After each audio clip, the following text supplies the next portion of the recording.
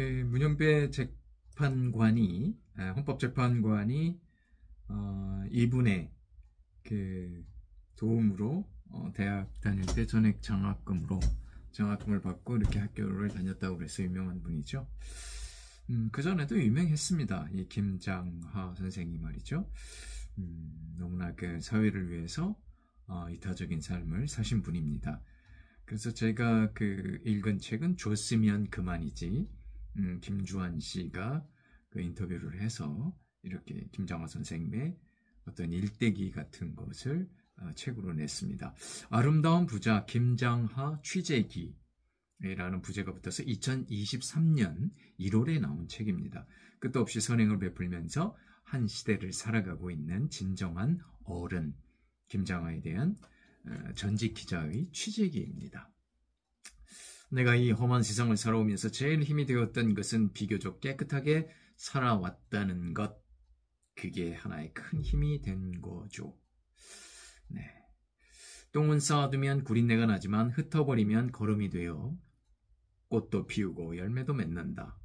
돈도 이와 같아서 주변에 나누어야 사회에 꽃이 핀다. 김장하 선생님의 너무 훌륭하신 말씀이십니다. 읽는 내내 가슴 뭉클하고 저리고 울컥하는 상황이 연속되는 김장하의 이야기 속으로 한번 들어가 보시죠. 남성이라는 호를 가진 김장하는 1944년생이시며 2022년 5월 문을 닫을 때까지 남성당 한약방을 운영했습니다. 그의 삶을 지표로 정해준 이는 다름 아닌 그의 할아버지 김종모였습니다. 재물에 얽매이지 말고 올바른 것에 마음을 두라는 할아버지의 말을 평생 지키며 살고 있는 김장하입니다. 가난으로 인하여 고교 진학을 포기한 그는 아버지를 도와 농사를 짓는 와중에도 신문이나 책을 많이 읽는 독서광이었습니다. 1962년 한약 종상, 한약업사라고 하는데요. 그 시험에 합격한 그의 나이는 18세. 6개월 기다린 후에 1963년 1월 16일 한약 종상 허가증이 나왔는데 이는 미성년자로 합격한 전무후무한 기록이었다고 합니다. 8살의 어머니를 잃은 넷째 김장하는 20세에 남성당 한약방을 개업하는 동시에 집안의 가장 노릇을 시작합니다. 먹고 나면 효과가 있고 워낙 싼 약값 때문에 입소문에 의해 가게는 문전성시를 이루죠. 넉넉지 않은 삶 중에도 좋은 일에는 늘 기부에 앞장선 그는 1973년 3월 진주시 대장동으로 한약방을 이전 개업한 후에 다시 1977년 4월 동성동으로 이전하여 폐업까지 이어갑니다.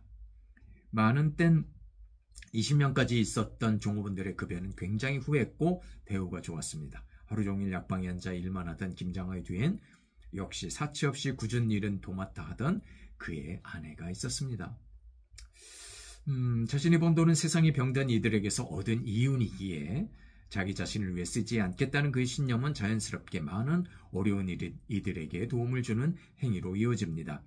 학업 성적이나 대학 이름은 중요하지 않았고 오로지 가정 형편만 살펴 가난한 이들에게 장학금을 지급한 그의 전체 장학금 지급 액수는 특별히 기록하지 않아 정확히 알 수는 없지만 저자가 어림잡아 1970년 즈음부터 1999년까지는 연간 7, 8천만 원, 그 다음에 2000년부터 22년 동안은 약 10억 원 이상으로 추정합니다. 아무것도 기대하지 않는다. 도움을 준 이들에게 김장하가 원하는 바입니다. 문화예술단체나 노동운동단체 등 각종 사회단체에도 좋은 일이라 생각되면 김장하는 지원을 아끼지 않았습니다. 지원하되 간섭은 하지 않는다. 이 역시 김장하의 철칙입니다. 대단하죠? 1982년 39세 그의 필생의 사회에 관한 프로젝트인 고교 설립이 착수됩니다. 1984년 3월 2일 488명의 고교 신입생의 입학식이 진주시 명신고등학교에서 열립니다. 교구 납품이나 수학 여행 관련 비리는 물론 교사나 직원 채용에 대한 비리가 없는 명신고는 정치 권력이나 지인 청탁 등에서도 깨끗합니다. 오히려 너무 원칙대로 사학을 운영하는 바람에 권력자들에 의한 시련을 이겨내야 하는 경우도 종종 있었죠. 대한민국의 사학 비리 참 너무 너무나도 광범위하게 펼쳐져 있다고 보는데요. 어찌됐든 명신고는 학부모에게도 일절 손을 벌리지 않았습니다. 독립도서관과 체육관은 있지만 이사장실은 없는 학교가 바로 명신고입니다. 이사장실이 잠깐만 있었다고 하네요. 학교의 지원은 풍성하게 하되 간섭은 전혀 하지 않는 이사장입니다.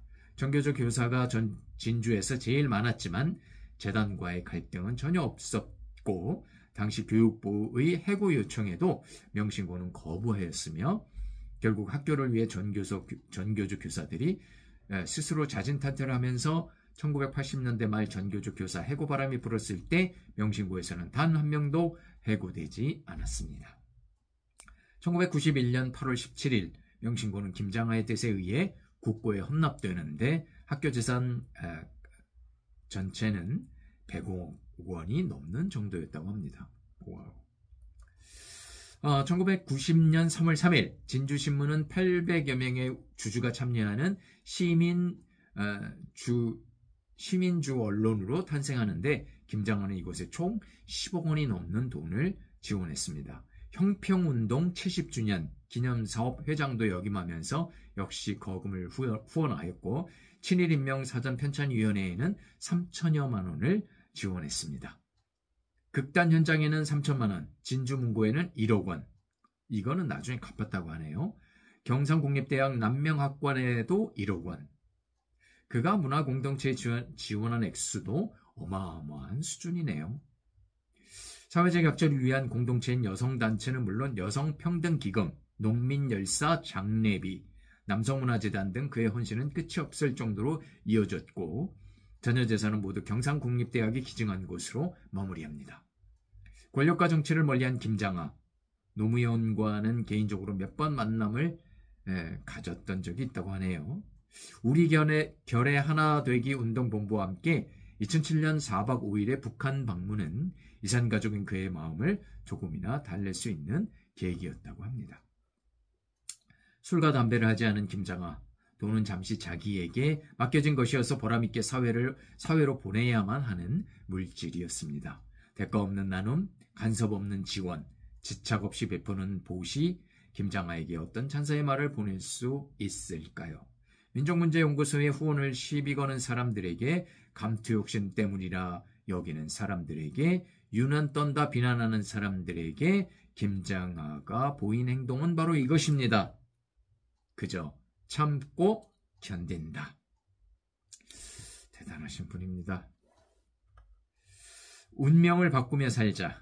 김장하에게 가장 중요한 일은 덕을 쌓는 일이었습니다. 주체정신, 호의정신, 평등정신이라는 진주정신을 되새기며 사는 것도 그의 소신이었고요. 하늘을 우러러 부끄러움 없고 고개 내려 사람들에게도 부끄러움 없는 삶을 살기 위해 노력한 김장하입니다. 이것을 한자로 말하면 양부괴어천 부부작어인이라고 말할 수 있습니다. 자신이 하는 일을 남이 알아주길 바라지 않고 자신이 하기 싫은 일은 남에게 시키지 않는 삶을 살고자 한 김장하. 그 어떤 수식어로 그를 우러를 수 있을까요? 승용차 없이 자전거나 대중교통을 이용하는 소박한 삶, 모든 선행에 대한 일체의 인터뷰 거부, 자신의 거의 모든 사제 교육기관의 기부. 아직 이 어른이 살아계신다는 것이 정말 감사하다는 생각이 들 정도입니다. 아무리 세상의 분은 하늘에 쌓으라고 외쳐도 종교는 듣지 않죠. 온갖 부귀영화를 신의 복으로 생각하거나 자신의 잘난 능력 때문이라 자부하는 세상.